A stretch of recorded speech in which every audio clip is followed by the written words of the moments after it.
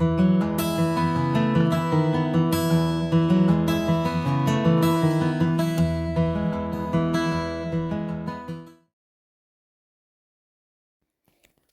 everyone, welcome back. I hope you're all well.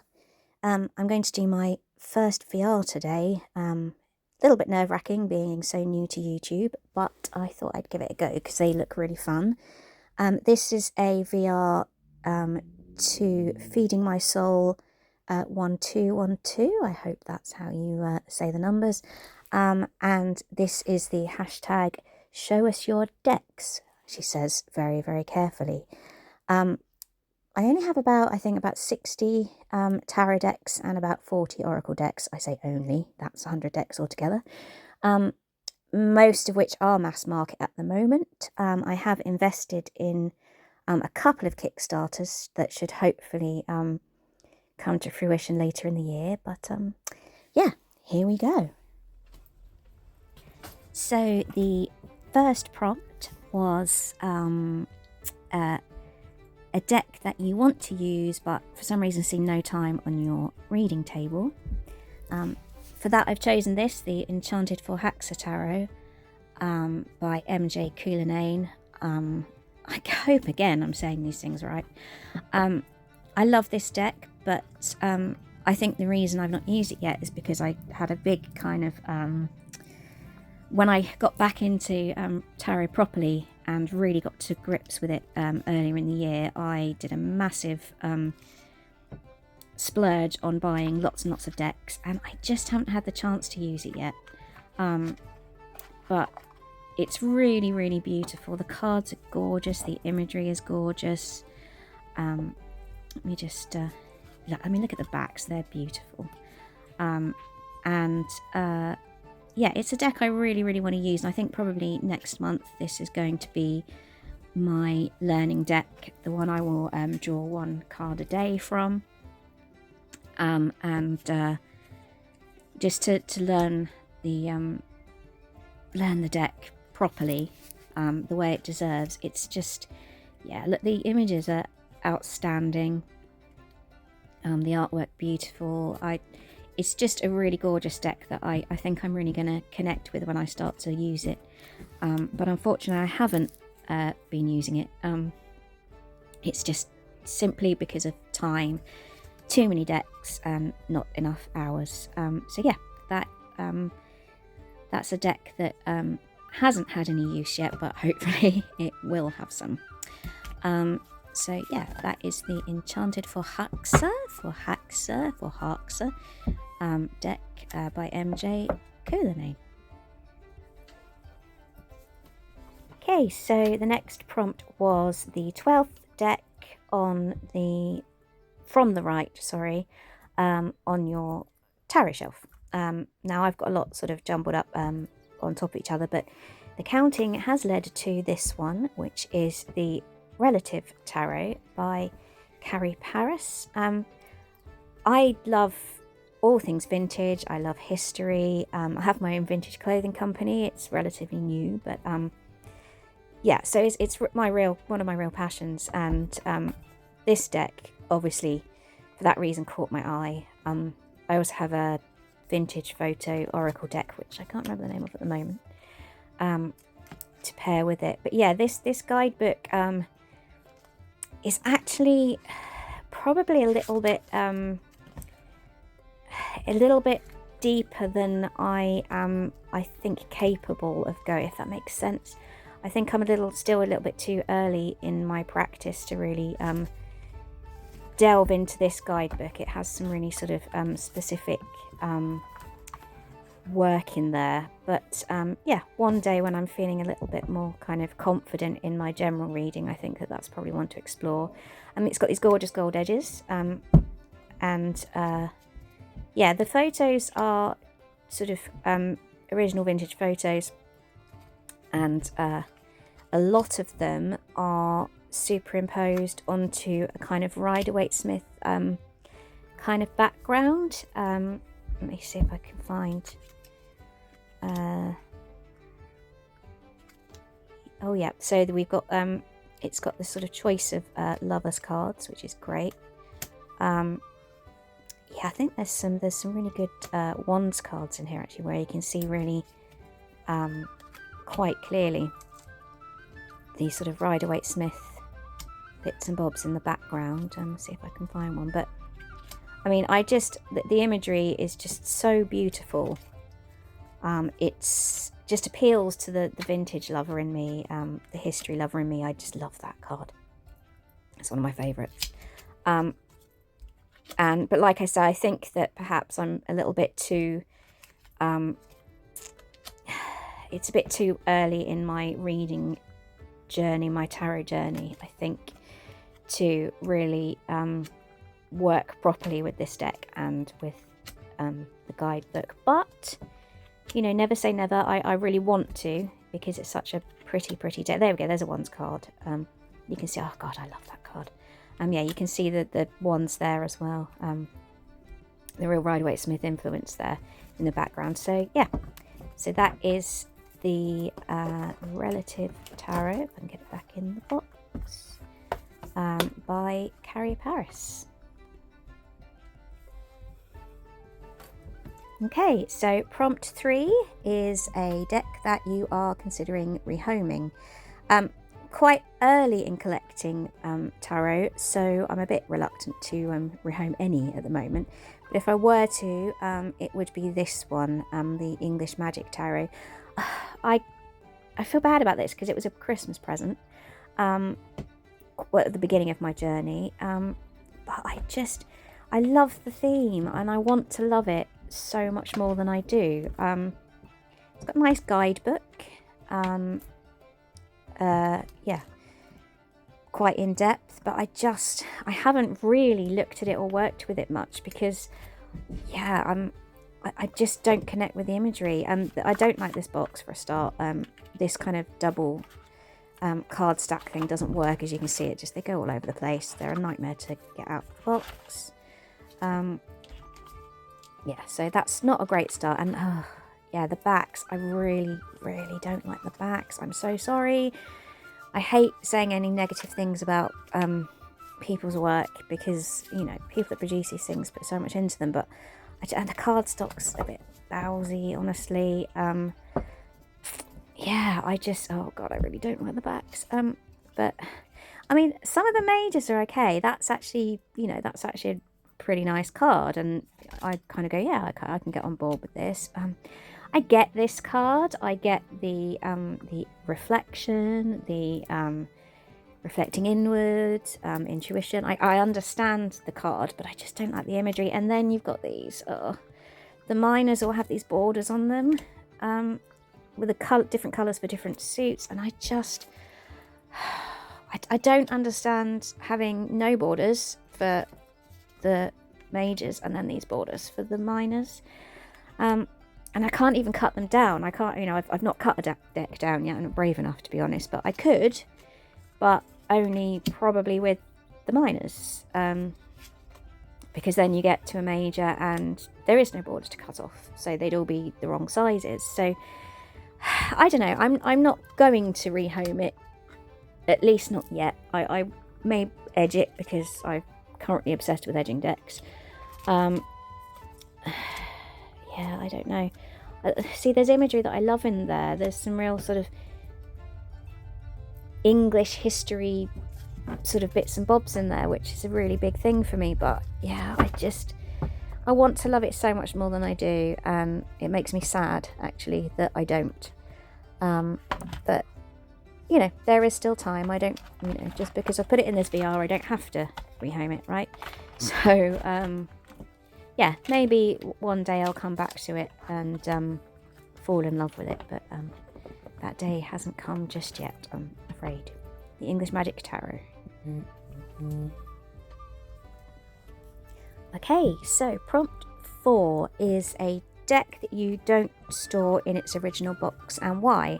I have this little ditty, this is the Gilded Tarot Mini, which I don't keep in its original box just to protect it, but I think this one's got a better story. This is my original deck, the very first tarot deck I ever got. It's Rider-Waite-Smith, and I think I was so excited about learning tarot, and it felt like such a wonderful, magical, special thing to do that, I mean, yeah, this is the Rider-Waite-Smith. We all know and potentially possibly love this deck. Yeah, but I was so happy to be starting tarot and starting the journey that I wanted to keep it in something special. And even though I sort of moved away from the Rider-Waite because I really wasn't connecting with it, I kind of, I've come back to it, and it's enhanced my learning so much that I have. So it's actually become quite a special deck for me. So I'm keeping it in this bag, which is silk lined, and velvet. It's a really special bag too that I spent probably more than I should have done on at the time. But yes, so that is my deck that I do not keep in the original box. My first ever tarot deck. The Rider-Waite-Smith. Okay, so prompt number 5 is a deck with more or less than 78 cards in it. So this is a second-hand deck I got from Vinted fairly recently, and this is the Star Spinner Tarot. And yeah, it says on the back, with multiple lovers cards to reflect a range of romantic expression. Which is fabulous, and I've actually recently edged this deck as well. It's been my obsession this week, edging decks. There's the book with black and white images and fairly short explanations, but I'm quite pleased with this kind of pinky colour that matches the inside of the box that I edged it with. It's one of my first edgings. Might even be my second ever edging, I'm not sure, but yeah, so anyway, we'll try and find the lovers cards. I don't actually have my glasses on, so I'm trying to I can see the imagery, but I can't see the numbers and the wording very well. It was a bit of a fail not putting my glasses on. So there's one of the lovers cards. I love the colours in this deck, actually. They're really quite unusual. They're not like anything else I have in my current collection, my ever-growing collection. That's a beautiful bright card. I love the pink and the yellow together. It's just stunning. Which way around? There we go. Yeah, that's a gorgeous card. I love that one. And yet this isn't one of the other lovers cards. Yeah, it's a lovely deck actually, and one I probably will start to use more when I get the chance. But yeah, so a deck with more than 78 cards. If I can get them back in the box. And that is the Star Spinner Tarot.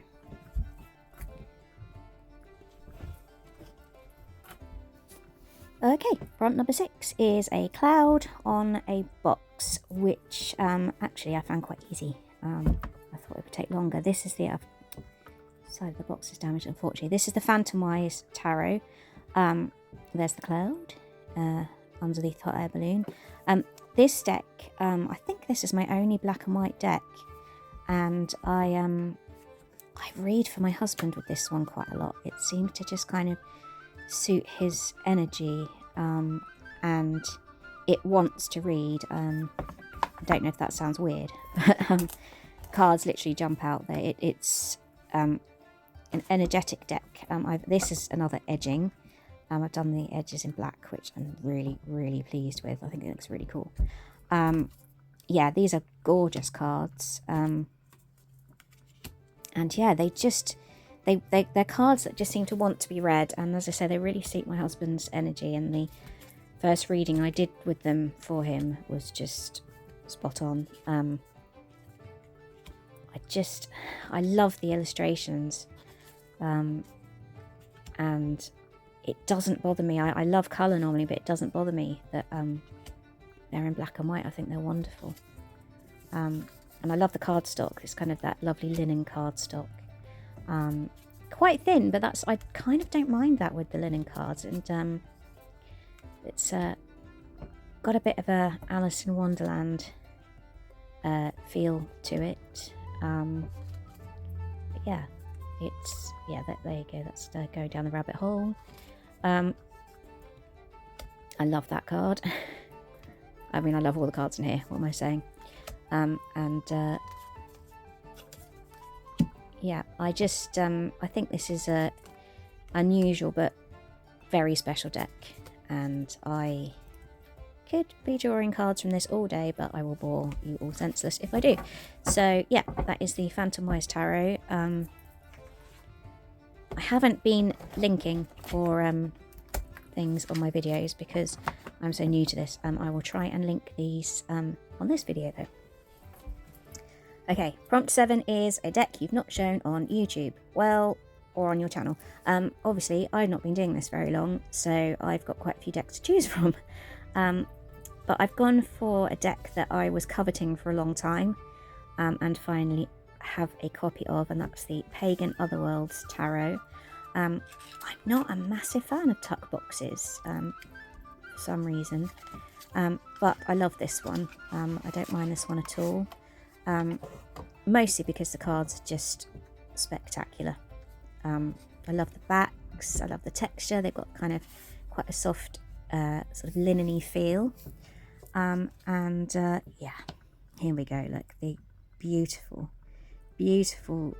illustration and art on this just captures me. It's a bit of me. I connect with this deck really quite deeply, and haven't used it much yet, again because of time, but hopefully I will. Let me try and get to, you can tell I haven't used it because it's all in kind of in order. So let's see if I can show you, yeah, some of the minors and other suits. Look at that. They're just glorious cards. They speak so much to the pagan in me. I'm really rubbish at why can't I put the hangman around the right way ever. You'd think I'd know by now. Yeah, they just have that kind of old world pagan-y vibe, which is completely me. And God, I thought about edging them in gold, but you know what? I even love the edges, the way that the pattern kind of shows on the edges. So yeah, that I have never shown on my channel before, amongst many decks. So that's the Pagan Otherworlds Tarot. So prompt number 8 is an animal other than a lion on the strength card. This deck, I'm a bit iffy about. I got it a few weeks ago, maybe. My husband loves this deck. He wants me to use it on him. I said I need to sort of work with it a bit first before I can do that. But this is the Magician's Martyrs and Madmen Tarot by Travis McHenry.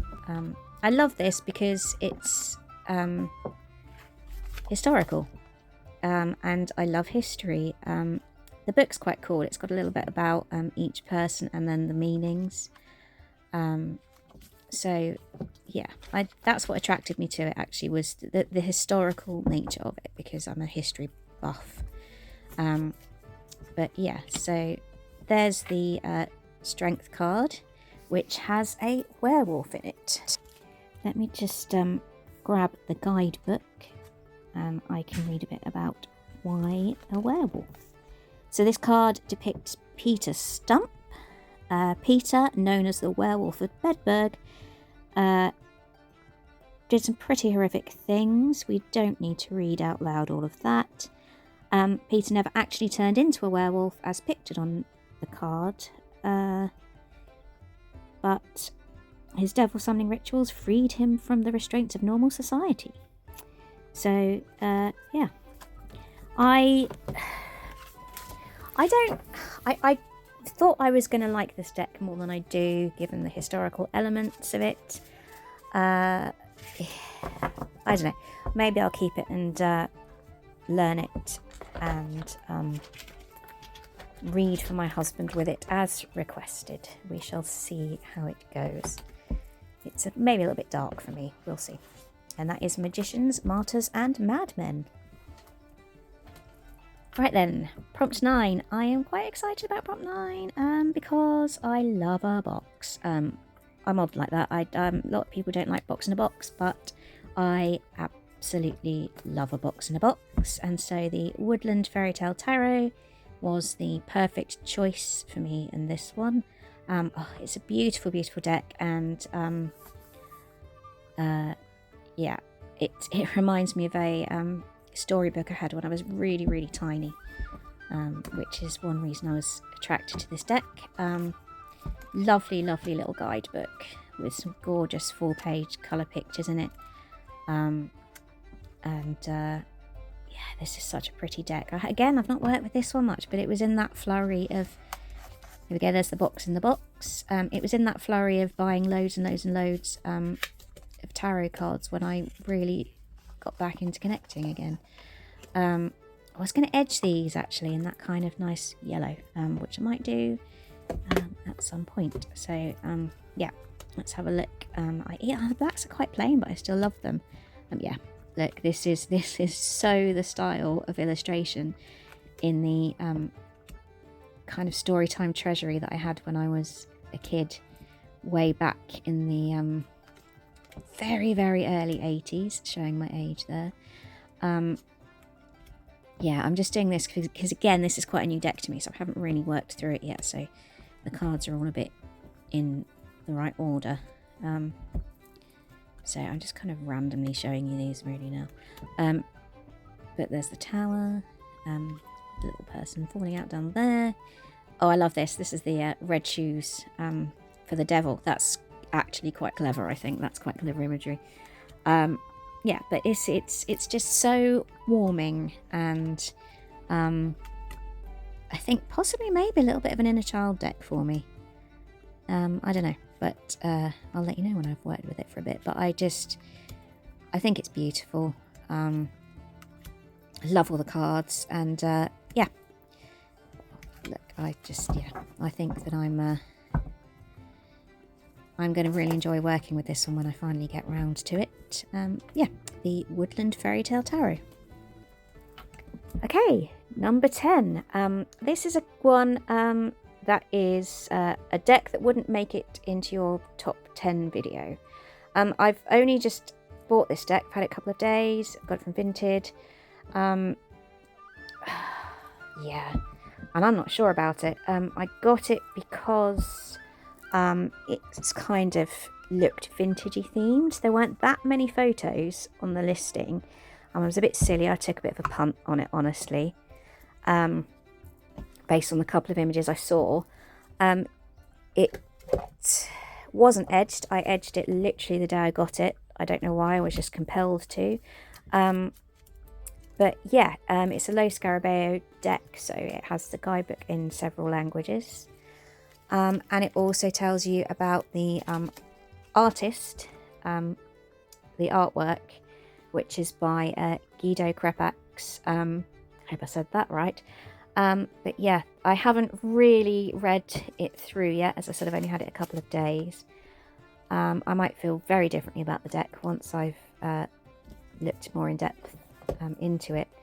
I'm going to have to be very careful showing you these cards, because there are quite a few in there that I would imagine not going to be everyone's cup of tea, and possibly a little bit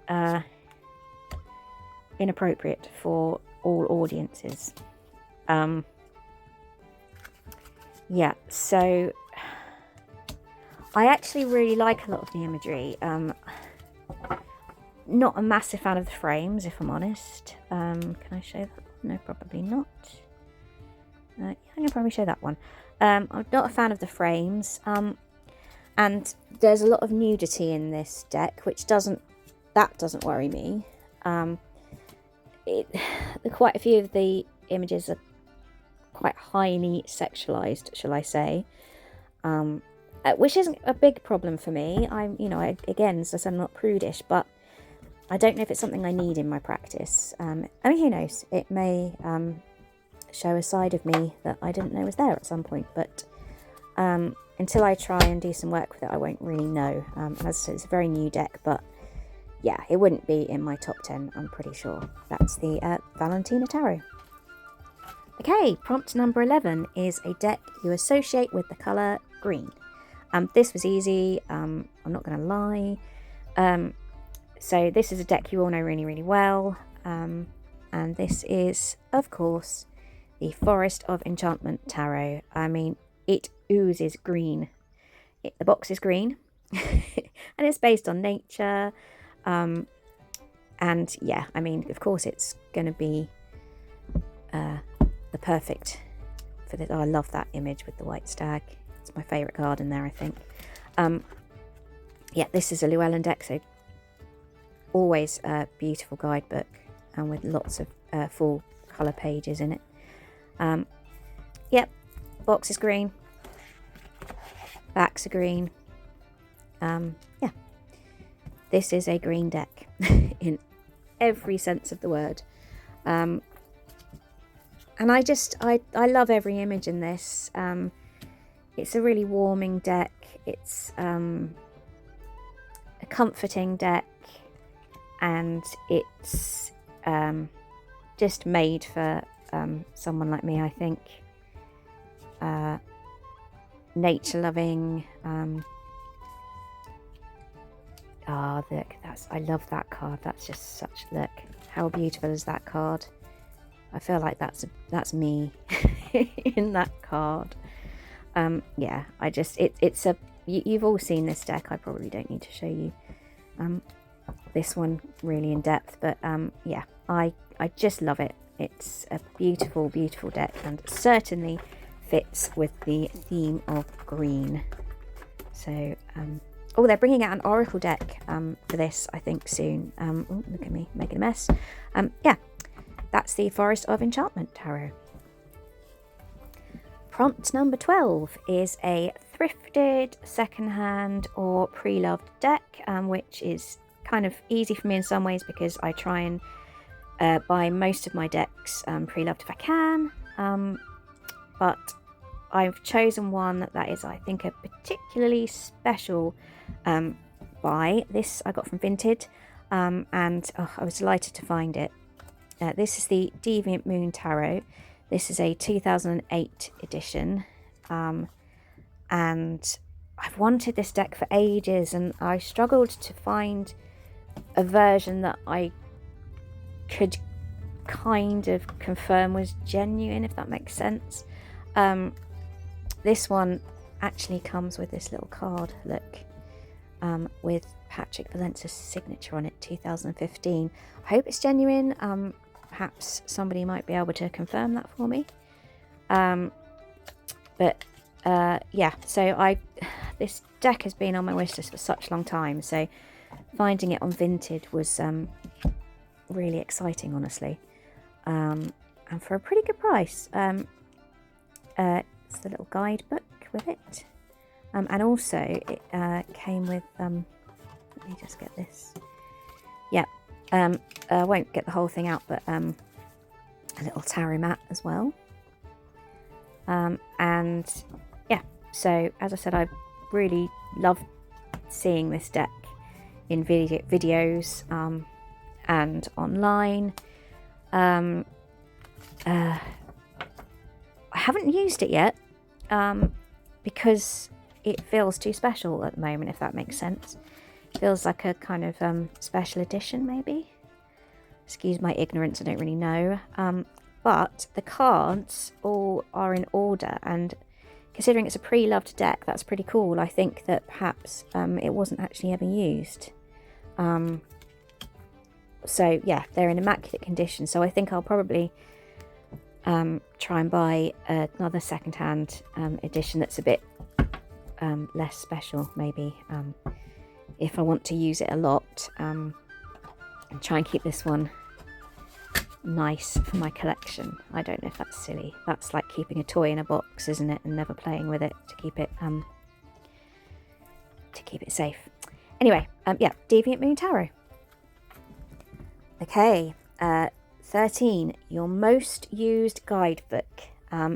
This one's really quite easy for me. This is a deck I've had since the very beginning, really. It's about maybe the third deck I got. I got it for Christmas from my husband. And I don't know, I think this could be my soul deck. I don't know, what is a soul deck? I'm probably a bit new to this, but I feel that if I was going to have a soul deck, it would be this one. It has a lot of special attachments for me, which I'll explain a little bit. But this is the Wildwood Tarot. Oh God, even just the image on the box just makes my heart sing. Does anyone remember Robin of Sherwood back in the 80s and Herne the Hunter? Yeah, you can see, look. It's definitely well used because it's kind of bent. The reason it's well used actually is because obviously I was learning Rider-Waite based decks early on, and this isn't, but I mean I'm going to forgive the box just because I love the deck so much.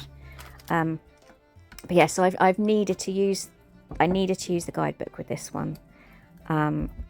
Just because it's so different to the Rider-Waite when I was first learning. But I can't explain why this deck speaks to me the way it does. I don't know whether it's because I recognise things in it. You know, we have adders here where I live on the Isle of Wight. We have all of these animals are animals I've seen around. Well, perhaps not that one. And it's a gorgeously pagan deck, and I don't know. Does it sound ridiculous for me to say I feel like I've lived this deck before? Does that make sense? It's kind of oldie worldy, and I don't know. I feel like I'm an old soul. You know, it's a bit of kind of stone circleage going on. I don't know, it feels like my soul deck, and I don't know if that will make sense to everybody, but yeah, sorry, I'm just waffling now, but it just is the most wonderful deck, and yeah, and the guidebook I've used a lot, but actually, bear with me a second, I'll just pause. Yeah, I've also got the one of the accompanying books, and you can see from the little paws on the side that I've marked various bits and bobs as well when I was working with this deck before. I haven't worked with it for ages actually, and I feel quite sad about that now, so I'm going to have to change that and go back to it, because yeah, it's a deck that it really just fills my soul. It warms my heart. I just connect with it so deeply that, yeah, I like this deck. That's the Wildwood Tarot. Okay, we're getting there. 14 is Water on the Box, and I found this much quicker than I thought. I thought I'd be looking for hours, but no, I found a box with water in it pretty quickly, and that is the Old Style Tarot. There's the water there, and there's also, I think, some on the side. Yeah. Again, this is a deck that came in the flurry of decks, so again, I haven't used it yet. I really need to find more hours in the day to catch up with my deck buying habit. But yeah, it's a pretty decent guidebook. Really pretty backs on these cards. I love them. They're just a bit special for me. And again, given my love of, oh, that's a little blank card. Given my love of history, particularly medieval history, Tudor history, which are my kind of favourite periods, I think this is just a really great deck. I was instantly attracted to it when I saw it online. It went straight on the wish list, and eventually I couldn't resist, and I bought it. And again, I think this is a really good exercise actually, because it's making me realise that I do have catching up to do, but that I've got so many beautiful decks that I need to really explore and work with. I think I got a little bit too excited when everything clicked with the tarot, and went on this massive buying spree. Doesn't that remind you of Monty Python? That card. Anyway, sorry. Yeah, this is a really useful exercise and quite a lot of fun. I can't get these back in the box either. But yeah, the old style tarot, and a need to buy less and play more. So the final prompt is a deck which contains your favourite card, and I'm cheating because I've gone back to the Wildwood and 3 favourite cards at this point. I love this card because it just fills me with joy, it makes me smile. That's a party that I want to be at. And then this card, so I mentioned Robin of Sherwood earlier.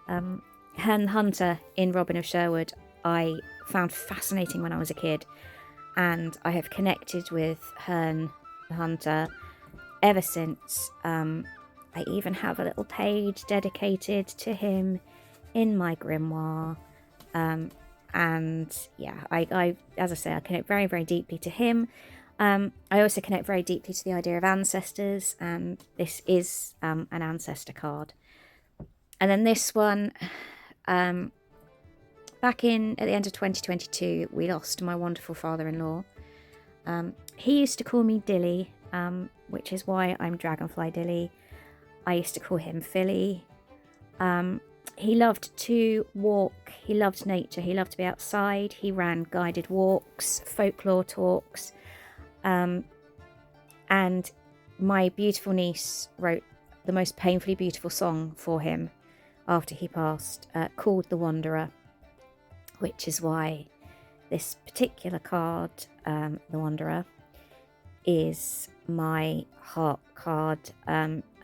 It connects to him, it's his card in this deck, and so I feel that I'm justified in my cheating a little bit with this one. But in the interest of fairness, I'm going to pop those aside, and I'm going to choose one card and one deck to do this prompt with, and that's the Fyodor Pavlov. This is the deck I've been using this week in my learning journal, and I love everything about this deck.